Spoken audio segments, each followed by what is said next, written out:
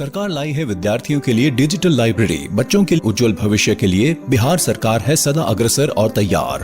कक्षा 1 से कक्षा 12 तक की सभी पाठ्य पुस्तक पूरक सामग्री एवं वीडियो अब शिक्षा विभाग बिहार सरकार द्वारा विकसित पोर्टल पर है उपलब्ध। अध्ययन सामग्री देखने के लिए BEPCLOTS.bihar.gov.in पर विजिट करें अथवा एंड्रॉइड मोबाइल पर गूगल प्ले स्टोर से E-LOTS ऐप डाउनलोड करें। शिक्षकों, अभिभावकों एवं बच्चों से अनुरोध है कि इस लाइब्रेरी का अधिक से अधिक लाभ उठाएं और अपनी पढ़ाई जारी रखें। हेलो बच्चों, कैसे हैं आप? जैसा कि आपको पता है कि स्कूल बंद होने के कारण हम अपनी पढ़ाई दूरदर्शन के माध्यम से कर रहे हैं और हमारे लिए क्लास 1 एवं 2 की पढ़ाई प्रतिदिन दोपहर 3 बजे से 4 बजे तक शुरू हो चुकी है। तो हमें क्या करना है कि रोज़ाना समय पर अपनी पेंसिल और कॉपी के साथ मेरा दूरदर्शन मेरा विद्यालय कार्यक्रम में शामिल होना है, जहां हम नई नई चीज़ें सीखेंगे, वह भी मनोरंजक तरीके से। तो तैयार है ना आप सब? आज सबसे पहले हम महात्मा गांधी के जीवन प्रसंग से जुड़ी एक कहानी देखेंगे, बापू की पाती में। उसके बाद अपनी साफ सफाई से जुड़ी जानकारी लेंगे और देखेंगे हाथ धोने का सही तरीका। उसके बाद हम प्राथमिक उपचार के बारे में समझेंगे और फिर देखेंगे कि छोटे मोटे खरोंच लगने पर कैसे प्राथमिक उपचार कर सकते हैं। और फिर हम मिलेंगे तारा से, तारा है तैयार में। और अंत में देखेंगे जू शो। तो चलिए शुरू करते हैं आज का मजेदार कार्यक्रम।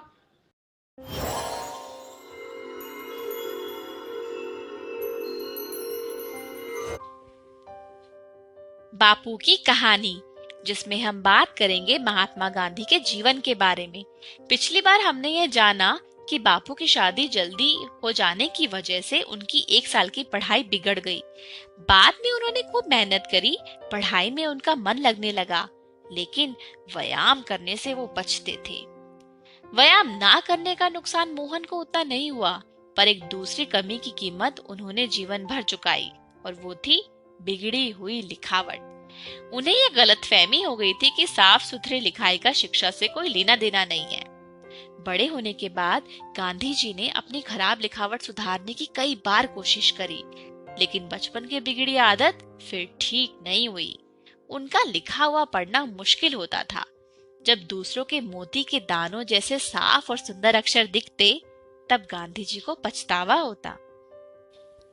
वो कहते थे, खराब अक्षर अधूरी शिक्षा की निशानी मानी जानी चाहिए। हर एक नवयुवक और नवयुवती मेरे उदाहरण से सबक ले और समझे कि अच्छे अक्षर विद्या का आवश्यक अंग है। लड़कपन के 2 ही करीबी दोस्त मोहन को बात तक याद रहे। पहले ने उनका साथ इसलिए छोड़ दिया क्योंकि उनकी दोस्ती दूसरे से हो गई थी। ये दूसरा लड़का मोहन के मंझले भाई करसन दास का दोस्त था। दोनों की ही पढ़ाई में रुचि नहीं थी। दोनों बार बार फेल होकर मोहन की कक्षा में ही आ चुके थे। यह दोस्त दूर तक तेजी से दौड़ सकता था, ऊंचा कूद सकता था, लंबा भी कूद सकता था, दीवार चढ़ने में माहिर, खेल कूद में प्रवीण और सजा या पिटाई सहज ही सह लेता था। मोहन का स्वभाव एकदम उल्टा, डरपोक, शरीर से दुर्बल, ना दौड़ते बनता ना कूदते बनता। कोई डांट दे तो रो पड़ते, पिटाई सहना तो दूर की बात।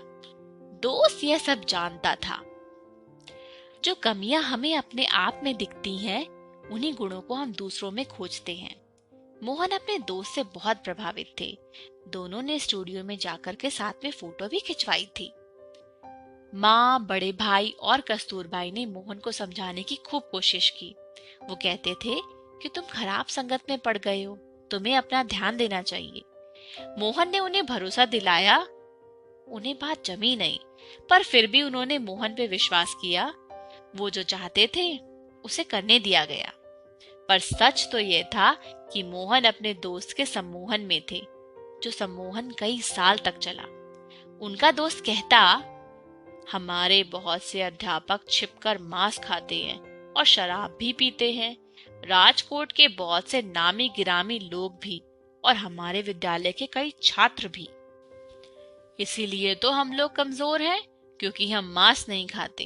अंग्रेज मांस खाते हैं इसीलिए ताकतवर है, तभी तो उन्होंने हमें गुलाम बनाया हुआ है। अपने दोस्त की ये सब बातें सुनकर मोहन को लगने लगा था कि यही समाज सुधार है। मोहन का परिवार एकदम पक्का वैष्णव शाकाहारी था, पर उनका मझला भाई करसनदास तो पहले से ही दोस्त के प्रभाव में मांस खाने लगा था।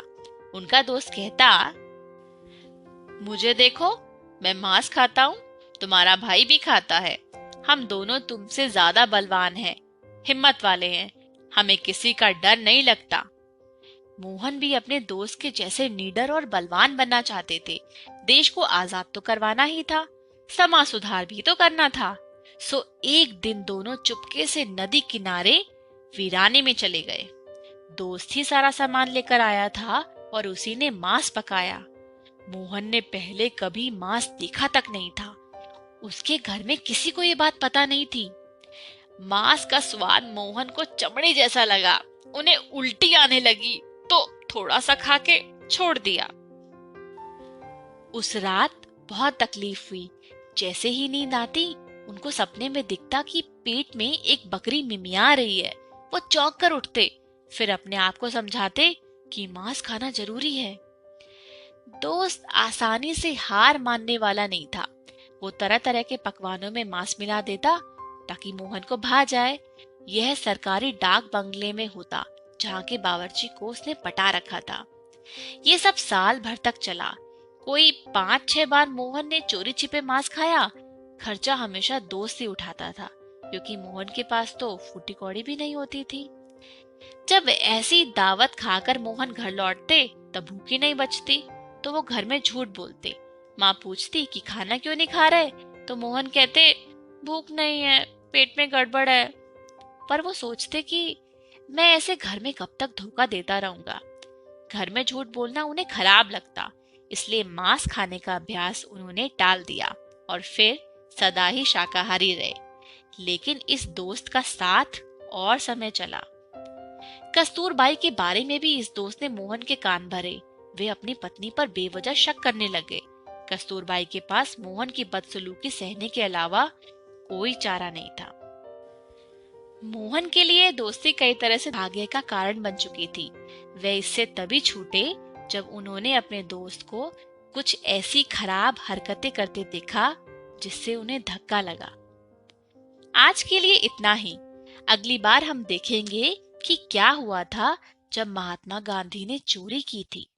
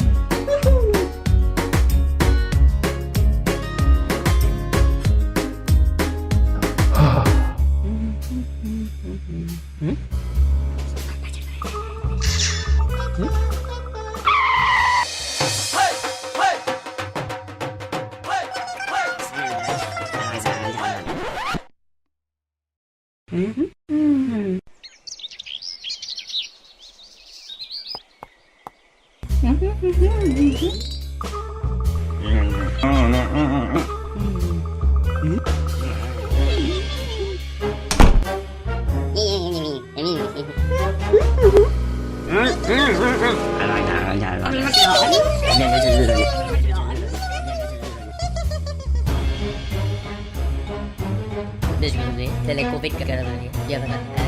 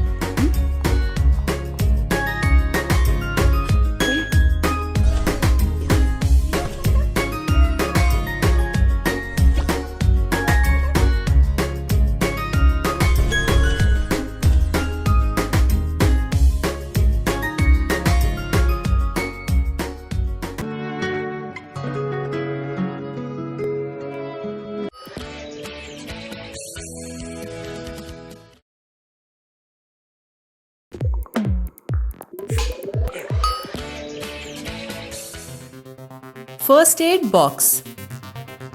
घायल होने या अचानक बीमार पड़ने पर आपातकालीन उपचार करना पड़ता है। डॉक्टरी इलाज से पहले किए जाने वाले इस उपचार को प्राथमिक उपचार या फर्स्ट एड कहते हैं। फर्स्ट एड बॉक्स में प्राथमिक उपचार के लिए आवश्यक सभी चीजें एक जगह पर मौजूद होती हैं। इस बक्से के ऊपर एक धन या क्रॉस का निशान बना होता है। इन चीजों को हम 3 समूहों में बांट सकते हैं। एंटीसेप्टिक यानी रोगाणुरोधक पदार्थ, ये क्रीम, पाउडर या द्रव के रूप में होते हैं। इनका इस्तेमाल जख्म साफ करने के लिए किया जाता है। अलग अलग प्रकार की पट्टियां, gauze roll, adhesive tape, crepe bandage, इन्हें जख्म पर चिपकाने या उस पर बांधने के लिए इस्तेमाल किया जाता है। सहायक औजार, दस्ताने यानी ग्लव्स, कैंची यानी सिजर, चिमटी यानी फोर्सेप। चलो देखते हैं कि घरों और स्कूलों के फर्स्ट एड बॉक्स में क्या क्या होता है। हाइड्रोजन पेरोक्साइड, इसकी बोतल पर H2O2 लिखा होता है, जो इसका रासायनिक नाम है। हाइड्रोजन पेरोक्साइड घावों को साफ करने के लिए इस्तेमाल किया जाता है। डेटॉल, ये एक एंटीसेप्टिक द्रव है। डेटॉल का उपयोग घावों में संक्रमण या इन्फेक्शन रोकने के लिए किया जाता है। आयोडीन टिंक्चर या टिंक्चर ऑफ आयोडीन, यह भी एक एंटीसेप्टिक द्रव है।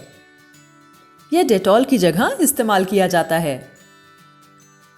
पोविडोन आयोडीन पाउडर, यह भी एक एंटीसेप्टिक है मगर यह पाउडर होता है। यह छोटी मोटी खरोंचों और कटे के उपचार में इस्तेमाल किया जाता है।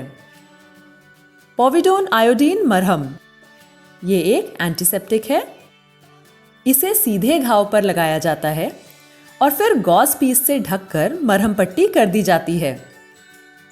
बर्नॉल, बर्नॉल एंटीसेप्टिक और एंटीबैक्टीरियल यानी जीवाणुरोधक है और यह पेस्ट या मरहम के रूप में आता है। यह छोटे मोटे जलने, छिलने और कटने के उपचार में काम आता है। क्रेप बैंडेज, ये कपड़े की लंबी पट्टी का बंडल होता है। एड़ी या कलाई में मोच आने पर इसे सूजन कम करने के लिए बांधा जाता है। कसकर बांधने से यह रक्त प्रवाह को भी प्रभावित करती है, इसलिए इसे बहुत सावधानी से बांधा जाता है। गॉज रोल, जख्म को ढकने के लिए या मरहम पट्टी को खिसकने से रोकने के लिए इसका इस्तेमाल किया जाता है। इसे पतली या छोटी पट्टियों में काटा जाता है और उनके अंदर एंटीसेप्टिक लगाकर जख्म पर मरहम पट्टी की जाती है। एडहेसिव टेप, एडहेसिव टेप एक प्रकार की चिपकने वाली पट्टी होती है। इसका इस्तेमाल जख्म को मरहम पट्टी करते वक्त किया जाता है। यह किस सामग्री से बना है और इसका क्या इस्तेमाल होना है, इसके अनुसार अलग अलग तरह के एडहेसिव टेप आते हैं। कॉटन रोल, जख्म पर मरहम पट्टी करने में कॉटन यानी रुई बहुत ज़रूरी होती है। कॉटन के गोले पर थोड़ा सा एंटीसेप्टिक लगाकर उसे जख्म पर रख दिया जाता है। कॉटन द्रवों को सोख लेती है। यह खून या स्राव पोंछने के काम भी आती है। बैंडेड, बैंडेड एक प्रकार की चिपकने वाली पट्टी होती है जो छोटे मोटे घावों के उपचार में इस्तेमाल की जाती है।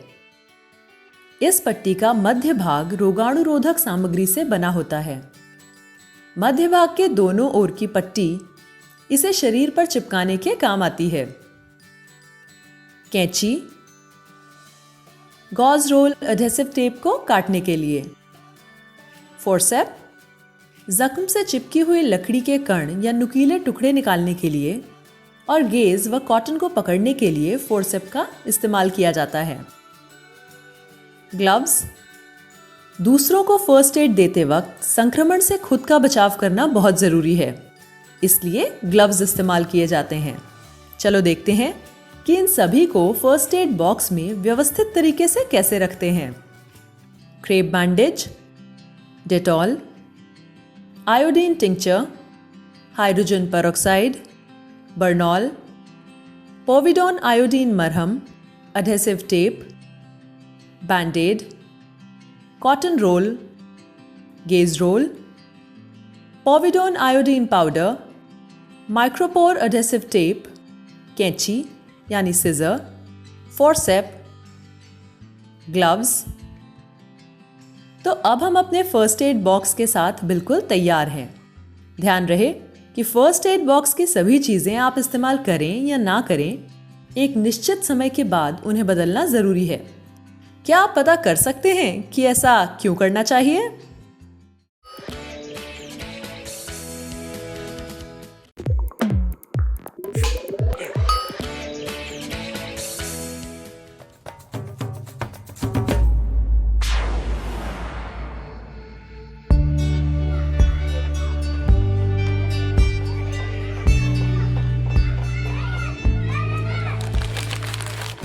पेड़ पर चढ़ते समय या फिर खेत में किसी टहनी से या घिसटने से आपको भी कभी न कभी खरोंच जरूर आई होगी। खरोंच को इंग्लिश में एब्रेजन कहते हैं। खरोंच आने पर ज्यादा खून नहीं निकलता, लेकिन खून की कुछ बूंदें दिख सकती हैं। देखने में ये घाव बड़ा मामूली है, लेकिन लापरवाही करो तो इसमें संक्रमण मतलब इन्फेक्शन हो सकता है और बात बिगड़ सकती है। तो खरोंच आने पर प्राथमिक उपचार में क्या करना चाहिए?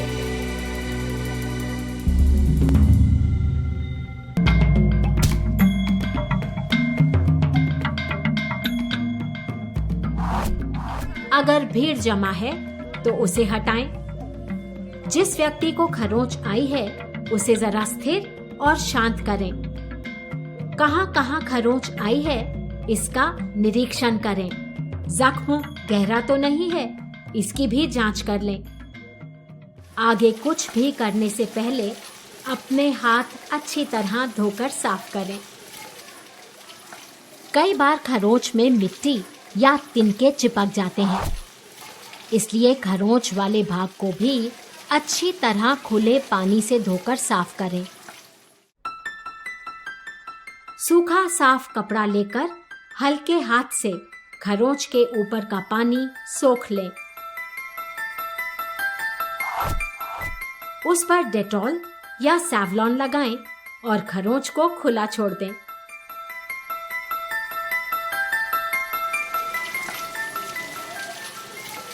पानी से साफ करने के बाद अगर खून की बूंदें दिखती हैं, तो साफ कपड़ा रखकर हाथ से हल्का दबाव दें।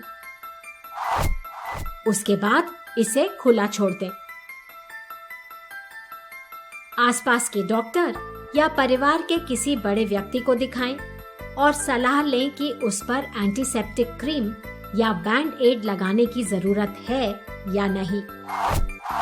एंटीसेप्टिक क्रीम के विषय में और जानने के लिए आप देख सकते हैं वीडियो फर्स्ट एड बॉक्स। कोई भी एंटीसेप्टिक लगाने से पहले उस पर एक्सपायरी डेट जरूर चेक कर लें। याद रहे कि हर दवा और क्रीम के ऊपर एक तारीख लिखी होती है जो बताती है कि वो दवा कब तक काम कर सकती है। खरोंच की जगह अगर सूजन आने लगे या लाली दिखने लगे तो उसे तुरंत डॉक्टर को दिखाएं। अब जान लें कि क्या नहीं करना चाहिए। आप जानते ही हैं कि भारत में हल्दी का प्रयोग दवा के रूप में किया जाता है। हल्दी में अनेक एंटीसेप्टिक गुणधर्म हैं, लेकिन हल्दी में मिलावट हो सकती है। वैसे भी मसालेदानी में रखी हल्दी में दूसरे मसाले भी मिले हो सकते हैं। इससे नुकसान और कष्ट हो सकता है, इसलिए हल्दी का प्रयोग ना करें। याद रखें, प्राथमिक उपचार सिर्फ तत्काल राहत के लिए है। इसके बाद डॉक्टर से जांच जरूरी है। तो चलिए एक बार और देखते हैं कि खरोंच लगने पर क्या करना चाहिए। जिस व्यक्ति को चोट लगी है उसे शांत करें और एक जगह स्थिर करें। घाव का ठीक से निरीक्षण करें। अपने हाथ साफ पानी से धो लें। खरोंच को साफ पानी से अच्छी तरह धो दें ताकि ऊपर लगी मिट्टी या कोई भी कण हट जाए। अगर खून की बूंदें हैं तो साफ कपड़े से थोड़ी देर हल्का सा दबाव दें और फिर खरोंच को खुला छोड़ दें। खरोच पर सही सलाह से एंटीसेप्टिक क्रीम या ऑइंटमेंट लगाएं। सूजन या लाली दिखे तो तुरंत दवा खाने जाएं। अब आपके लिए 2 काम। पकड़ा पकड़ी खेलते समय आपके दोस्त के घुटने पर खरोंच आई तो आप क्या करेंगे? इस बारे में अपने साथियों के साथ चर्चा करें, रोल प्ले करें और वीडियो बनाएं और हमें भेजें। अभी जाता हूँ। बैंड-एड तो आपने देखी या इस्तेमाल की होगी, लेकिन वो काम कैसे करती है, इसकी जानकारी प्राप्त करें और शेयर करें। प्राथमिक उपचार सीखें, सावधान रहें, तैयार रहें।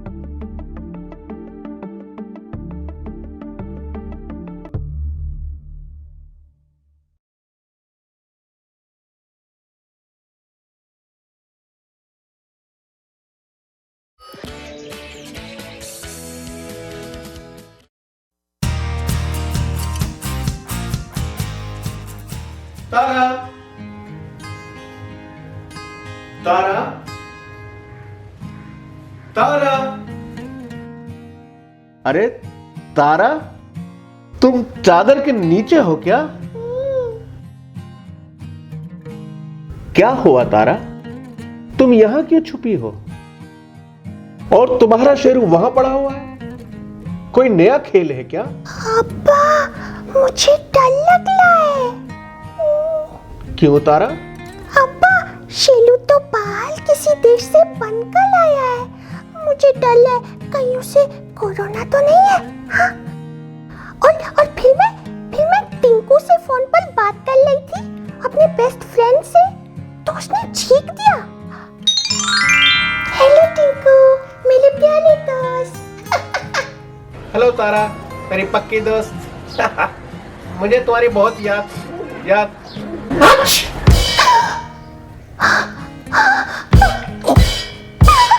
सॉरी, ठीक आ गई। मुझे तुम्हारी बहुत याद आ रही थी तारा। तारा, कट गया।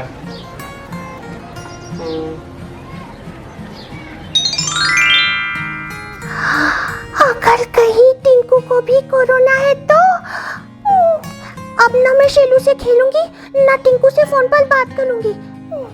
ओह, तो ये बात है। तारा, चादर से बाहर आओ तारा, डरो नहीं, मैं हूं ना। तारा, कोई दूसरे देश या जगह से आया है, इसका मतलब ये नहीं कि उसे कोरोना है। और टिंकू की छींक, कहीं मुझे उससे ये वायरस आ गया तो? तारा, हर छींक और खांसी कोरोना वायरस से नहीं जुड़ी है, और फोन पर बात करने से ये थोड़ी ही फैलती है। इधर उधर की बातों में आके तुम अपने साथ या दूसरों के साथ भेदभाव मत करो तारा। भेदभाव मतलब पापा? मतलब ये कि गलत ना होने पर भी किसी को दोष देना या उसके साथ बुरा बर्ताव करना, उसे भेदभाव कहते हैं तारा। अब्बा, याद है एक बार टीचर ने मुझे डांटा था, जबकि मेरी गलती भी नहीं थी, तो मुझे कितना बुरा लगा था। कहीं शेलू को और टिंकू को भी वैसे ही तो नहीं लग रहा? हाँ तारा, बिल्कुल वैसा ही लग रहा होगा, उन्हें बहुत बुरा लग रहा होगा। अच्छा तारा, ये बताओ, अगर किसी की तबीयत खराब हो तो हम क्या करते हैं? हम उनकी देखभाल करते हैं, उन्हें खुश रखने की कोशिश करते हैं, ताकि वो जल्दी जल्दी ठीक हो जाए, है ना? बिल्कुल ठीक। पर सोचो तारा, अगर हम दूसरों से भेदभाव करेंगे तो वो इसके डर से बातें छुपाएंगे, इलाज के लिए नहीं जाएंगे, इससे कोरोना वायरस और भी फैलेगा। मैं समझ गई अब्बा।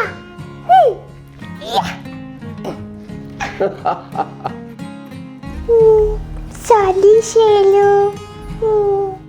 ओह, मैं टिंकू को भी फोन करके सॉरी बोलूंगी। हेलो मेरे प्यारे दोस्त टिंकू। हेलो तारा।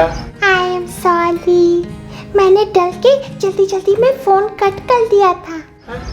कोई बात नहीं तारा, हम लोग पक्के दोस्त हैं ना। अब मैं ऐसा कभी नहीं करूंगी, प्रॉमिस। अरे तारा, सुनो तारा, डॉक्टर अंकल को नमस्ते बोलो। हेलो, नमस्ते डॉक्टर अंकल। नमस्ते तारा। अरे क्या हुआ, आप ऐसे उदास क्यों हैं? अरे कुछ नहीं, आजकल कुछ लोग डॉक्टर्स और ऐसे तमाम लोगों के साथ भेदभाव कर रहे हैं जो कोरोना से सबको बचाने में लगे हुए हैं। पर ये तो गलत है। आप और आपके जैसे सभी लोगों को तो थैंक यू बोलना चाहिए। तारा, काश सब लोग तुम्हारी तरह सोचते। दोस्तों, कहीं आप तो किसी के साथ भेदभाव नहीं कर रहे हैं ना? डॉक्टर वगैरह तो हमारी मदद ही कर रहे हैं। उनके साथ बुला बुलताव तो बहुत गलत बात है। अच्छा डॉक्टर अंकल, क्या हम आपके काम में कोई मदद कर सकते हैं? क्यों नहीं तारा, बिल्कुल कर सकते हैं। अभी घर में ही रहो, दूसरों की गलत बातों में मत आओ, इससे हमारा काम आसान होगा, क्योंकि ऐसे कोरोना को फैलने से हम रोक सकते हैं। Okay doctor uncle, bye bye. तुम ये सामान लेकर कहाँ जा रही हो तारा? वो तो मैं और अप्पा पौधों की देखभाल करेंगे, उनको पानी देंगे डॉक्टर अंकल। गार्डनिंग, ये तो बहुत मजेदार काम है तारा। अच्छा मैं भी चलता हूँ तारा, तुम कभी कभी यूं ही मुझे फोन कर लिया करो, मुझसे बातें कर लिया करो, अच्छा लगता है। जरूर doctor uncle, bye bye. Okay bye. अप्पा देखो, बोला ना देखो, बोला ना सुनो, बोला ना कहो। मजा आया ना तारा? बहुत मजा आया अप्पा। ठीक है तारा, तो ये बताओ तुमने क्या सीखा? भेदभाव से नहीं, मेल मोहब्बत का हो साथ, तो हम जरूर देंगे कोरोना को मात। हाँ? बिल्कुल सही।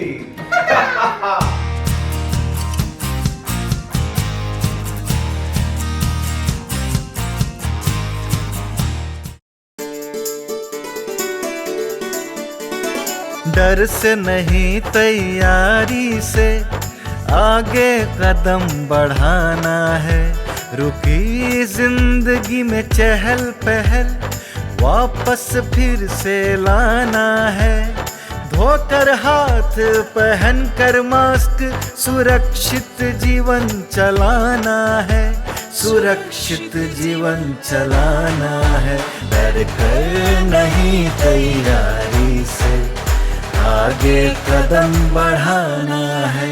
टीकाकरण की शुरुआत हो गई है, पर पहले की तरह हमें मास्क लगाना और 2 गज की दूरी बनाए रखना अभी भी जरूरी है। स्वास्थ्य विभाग और सूचना एवं जनसंपर्क विभाग बिहार सरकार द्वारा जनहित में जारी। जीतेगा बिहार। बच्चों, जैसा कि मैंने शुरू में बताया था कि आज हम लोग देखेंगे जू शो, तो चलिए चलते हैं पटना के संजय गांधी जैविक उद्यान में। आज के जू शो में हम लोग सबसे पहले भालू के बारे में रोचक जानकारियां प्राप्त करेंगे। उसके बाद मिलेंगे कुछ जानवरों के बच्चों से और सबसे अंत में हमारे साथ होगी हॉग डियर यानी पाढ़ा हिरन।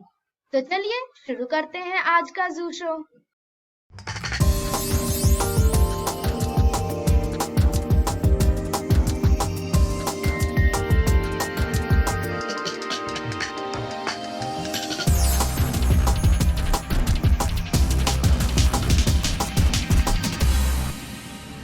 संजय गांधी जैविक उद्यान जू आउटरीच प्रोग्राम में एक बार फिर आपका स्वागत है। आज हम जिस स्तनधारी प्राणी के बारे में बात करेंगे वो झुंड की बजाय अकेला रहना पसंद करते हैं। आज हम चलेंगे भालू के इनक्लोजर के पास। संजय गांधी जैविक उद्यान में हिमालयन भालू और स्लॉथ बियर प्रजाति के भालू हैं। इनके लिए 2 अलग अलग इनक्लोजर बनाए गए हैं। हिमालयन भालू भारत में हिमालयी क्षेत्र, तिब्बत, नेपाल, चीन और पाकिस्तान में पाए जाते हैं। नर हिमालयन भालू का वजन मादा हिमालयन भालू की अपेक्षा में अधिक होती है। नर हिमालयन भालू का वजन 100 से 210 किलोग्राम तक होता है, जबकि मादा हिमालयन भालू का वजन 50 से 125 किलोग्राम तक होता है। IUCN द्वारा इसे विलुप्त प्राय श्रेणी में रखा गया है। हिमालयन भालू की औसत उम्र 24 वर्ष की होती है और इनका गर्भकाल 210 से 215 दिनों का होता है। ये एक बार में 2 से 3 बच्चे को जन्म देती है। इन्हें घने जंगलों में अकेला रहना पसंद है। हिमालयन भालू दूसरे भालू की तरह ही सर्वहारी होते हैं। ये पेड़ों की पत्तियां, फल, कीट पतंगे और छोटे जीव खा लेते हैं। कभी कभी यह भेड़ और बकरियों का शिकार भी कर लेते हैं। भालू की दुनिया में यह मध्यम आकार के भालू हैं। ये भालू खतरनाक होते हैं। डराए या चौंक जाने पर ये किसी पर भी हमला कर देते हैं। हिमालयन भालू बड़ी आसानी से पेड़ों पर चढ़ सकते हैं। इसके अलावा इनकी पानी में तैरने की भी अच्छी क्षमता होती है। काफ़ी ज़्यादा इंटरेक्टिव होते हैं और इनकी एक्टिविटी काफ़ी नोटिसेबल होती है। काफ़ी ये इंटरेक्ट करते हैं लोगों के साथ। और अगर स्लॉथ बियर की तुलना में इनके फीचर्स की तुलना की जाए तो स्लॉथ बियर की तुलना में इनका बाल छोटा होता है, इनका थूथन कुछ लंबा होता है और इनका एक फिक्स पीरियड है जो ब्रीडिंग सीजन होता है। ये नवंबर से लेकर के फरवरी तक पाया जाता है। 3 महीने में लगभग ये बच्चे को डिलीवर करती हैं। लास्ट ईयर भी एक बच्चे का जन्म हुआ है पटना जू में जो काफ़ी हेल्दी है। ये स्लॉथ बियर के बच्चे का जन्म हुआ था। जो हिमालयन बियर हैं जो पटना जू में, ये लास्ट ईयर इसको आसाम से एक्सचेंज प्रोग्राम के तहत लाया गया है और ये 2 हिमालयन बियर अभी पटना जू में अवस्थित हैं। और इनके इनरिचमेंट के लिए हम लोग यहाँ पे जू में जो इनक्लोजर में है अलग अलग व्यवस्था करते हैं। जैसा कि आप देख सकते हैं इनके इनक्लोजर में पानी की व्यवस्था की गई है और ये काफ़ी प्लेफुल होते हैं पानी में। गर्मियों में इसमें खेलना इन्हें काफ़ी पसंद है। इसके अलावा इनके एक्टिविटी के लिए, इनरिचमेंट के लिए इसमें अलग अलग तरह के स्विंग्स लगाए गए हैं जिस पे इन्हें उछल कूद करते रहना काफ़ी पसंद है। अब बात स्लॉथ बियर की। मुख्य रूप से भारत और दक्षिण एशिया के देशों में पाए जाने वाला स्लॉथ बियर IUCN में संकटग्रस्त प्राणियों की सूची में शामिल है।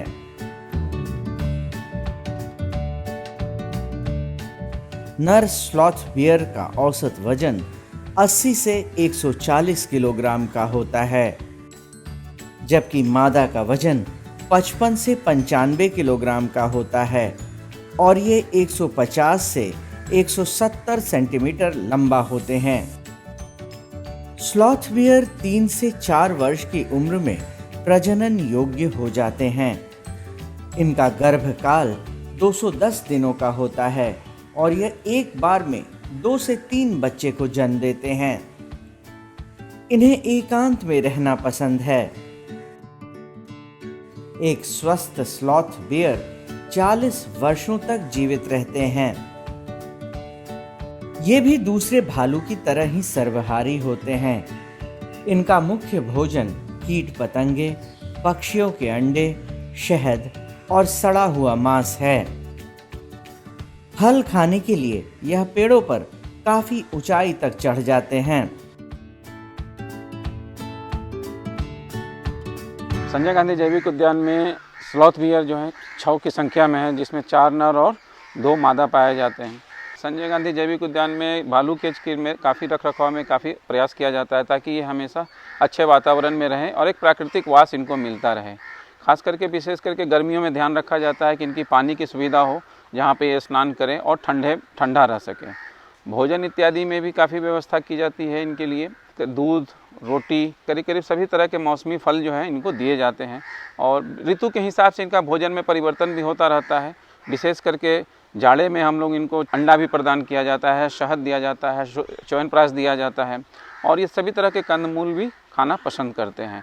और ये स्लॉथ बियर का एक खासियत होती है जो हिमालयन बियर से जिसको इसको अलग करता है, स्लॉथ बियर जो हैं इनके थूथन काफ़ी लंबे होते हैं और एक छाती पे वी शेप का सफ़ेद रंग का एक आकार होता है और ये प्रायः जो है भालू जो है डांसिंग नेचर के होते हैं। ये अपने पिछले पैर पे खड़े हो जाते हैं और मुंह से जो है बराबर एक सफ़ेद सलाइवा निकलता रहता है, झाग जैसा निकलता है, जो इनकी आत्मरक्षा करने में मदद करता है। प्रायः जंगलों में ये सलाइवा फेंक के ही अपनी आप को जान बचाते हैं और ये काफ़ी विलुप्त प्राय है। IUCN में इनका लगभग वल्नरेबल है और ये वाइल्ड लाइफ प्रोटेक्शन एक्ट में शेड्यूल 1 के प्राणी हैं।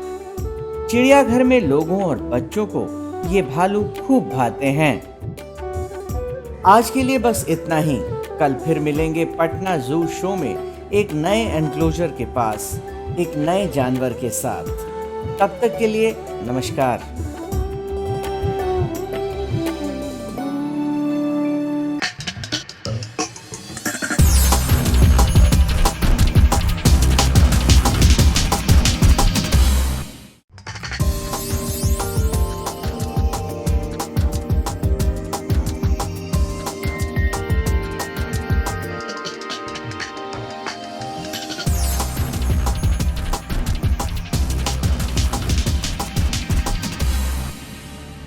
संजय गांधी जैविक उद्यान जू आउटरीच प्रोग्राम में आज हम हॉक डियर यानी पाढ़ा हिरन और बार्किंग डियर यानी काकर हिरन के पास चलेंगे।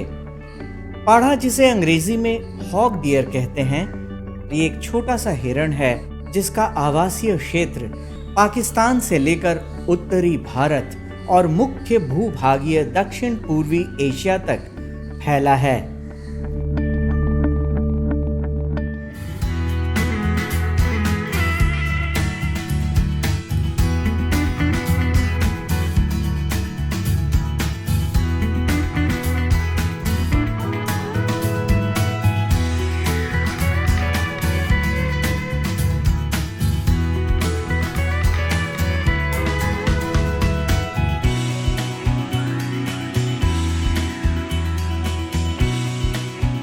पाढ़ा हिरन अंतर्राष्ट्रीय प्रकृति संरक्षण संघ IUCN की संकटग्रस्त प्राणियों की सूची में शामिल है। इसकी औसत आयु 15 से 20 वर्ष तक होती है और इसका वजन 35 से 45 किलोग्राम तक होता है। ये आकार में बहुत छोटे होते हैं।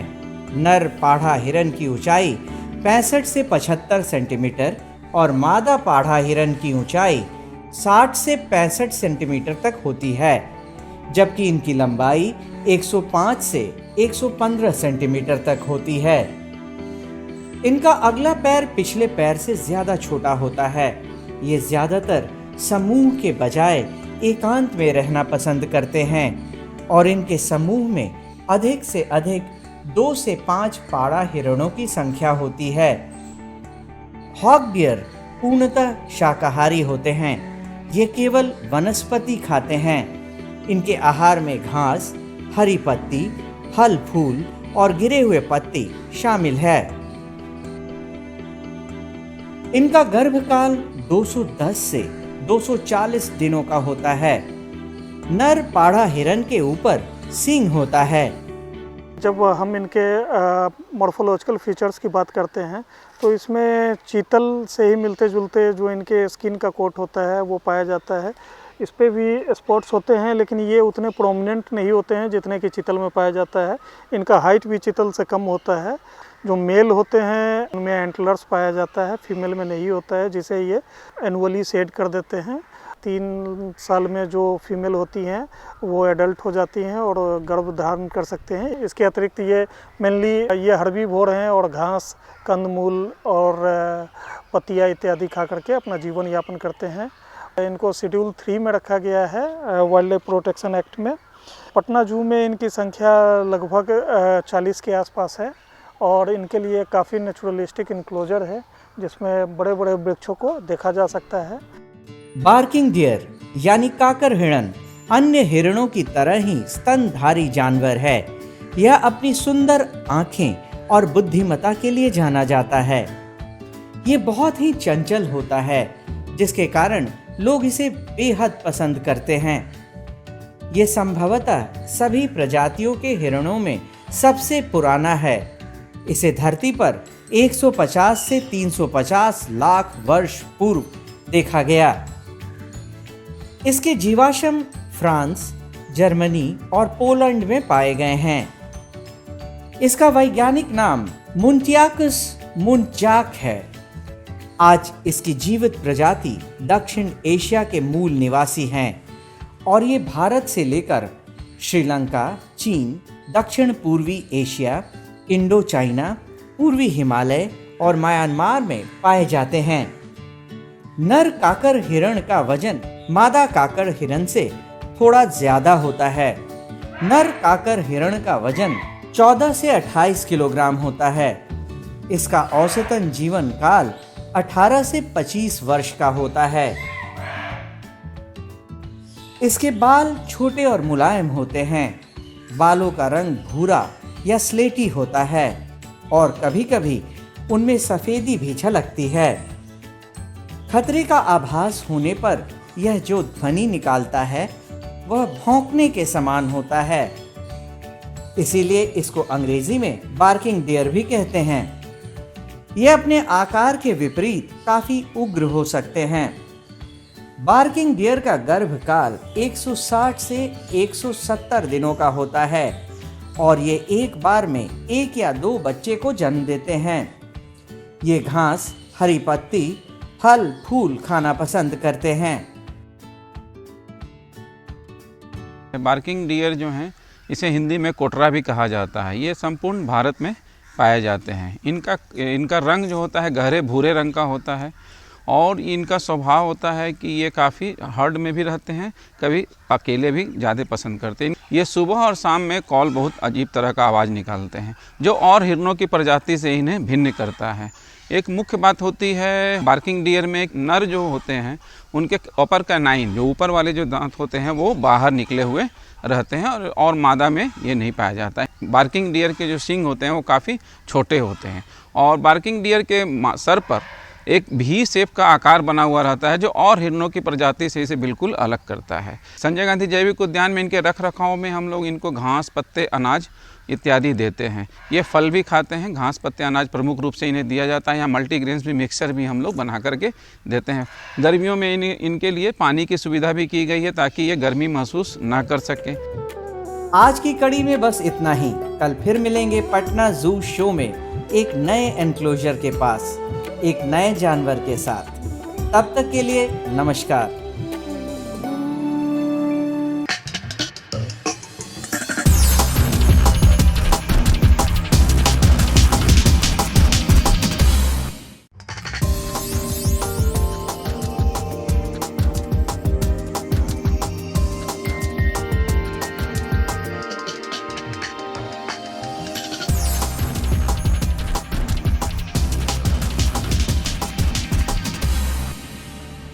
संजय गांधी जैविक उद्यान जू आउटरीच प्रोग्राम में आज हम हॉक डियर यानी पाढ़ा हिरण और बार्किंग डियर यानी काकर हिरण के पास चलेंगे।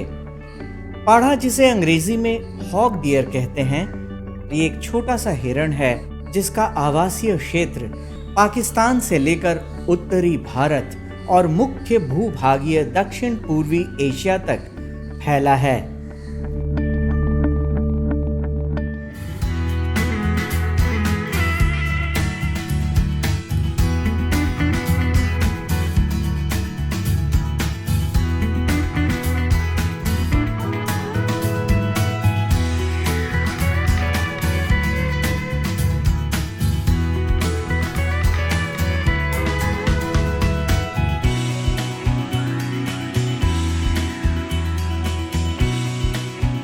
पाढ़ा हिरण अंतर्राष्ट्रीय प्रकृति संरक्षण संघ IUCN की संकटग्रस्त प्राणियों की सूची में शामिल है।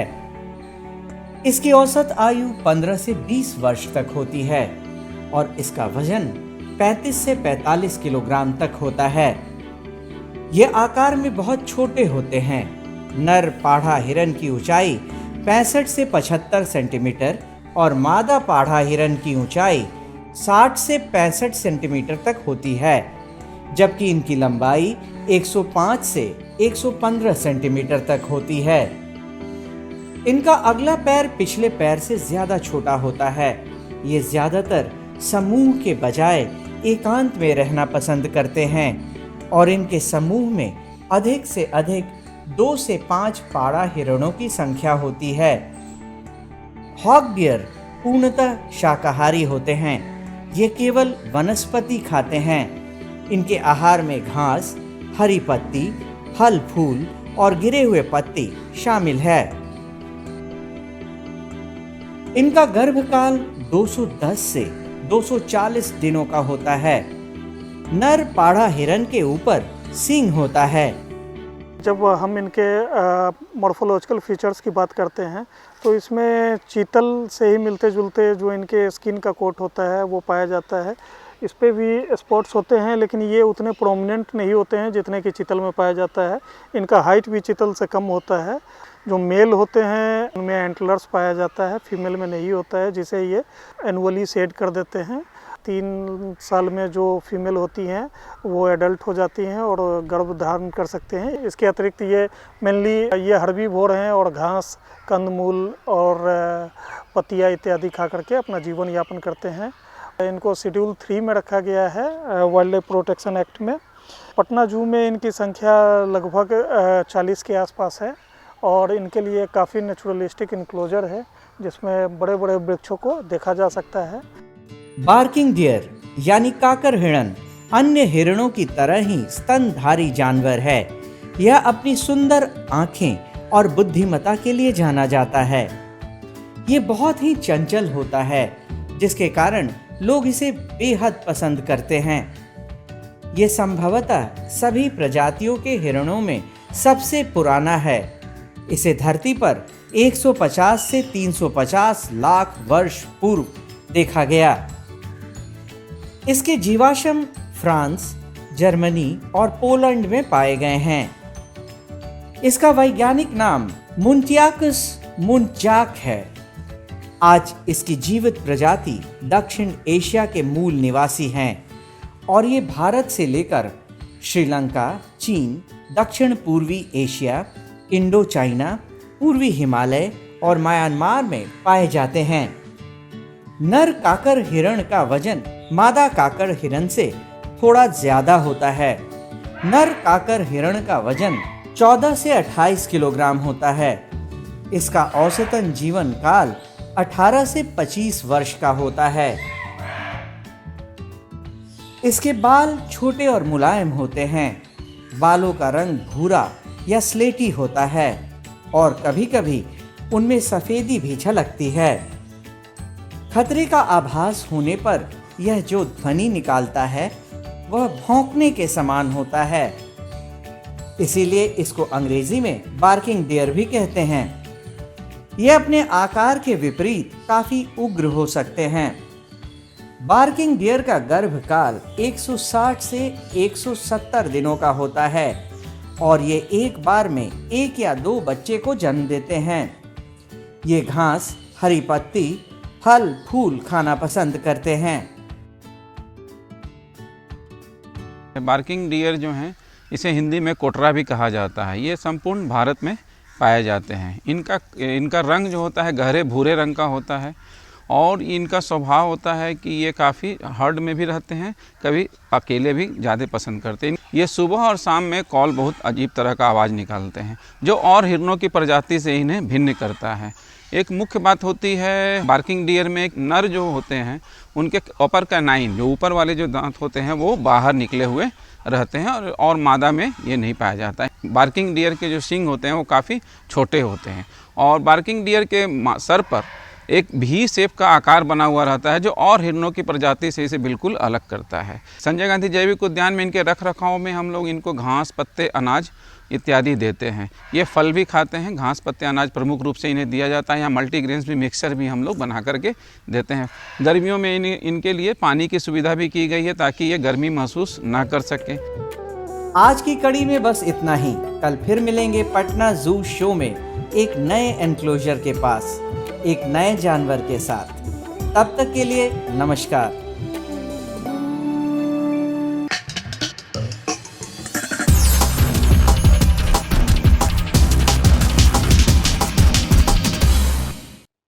आशा करती हूँ बच्चों आज आपको बहुत मजा आया होगा और आपने इल्मों से बहुत कुछ सीखा भी होगा। तो मिलते हैं अगले एपिसोड में। सरकार लाई है विद्यार्थियों के लिए डिजिटल लाइब्रेरी। बच्चों के उज्जवल भविष्य के लिए बिहार सरकार है सदा अग्रसर और तैयार। कक्षा 1 से कक्षा 12 तक की सभी पाठ्य पुस्तक पूरक सामग्री एवं वीडियो अब शिक्षा विभाग बिहार सरकार द्वारा विकसित पोर्टल पर है उपलब्ध। अध्ययन सामग्री देखने के लिए BEPCLOTS.bihar.gov.in पर विजिट करें अथवा एंड्रॉइड मोबाइल पर गूगल प्ले स्टोर से E-LOTS ऐप डाउनलोड करें। शिक्षकों, अभिभावकों एवं बच्चों से अनुरोध है कि इस ई लाइब्रेरी का अधिक से अधिक लाभ उठाएं और अपनी पढ़ाई जारी रखें।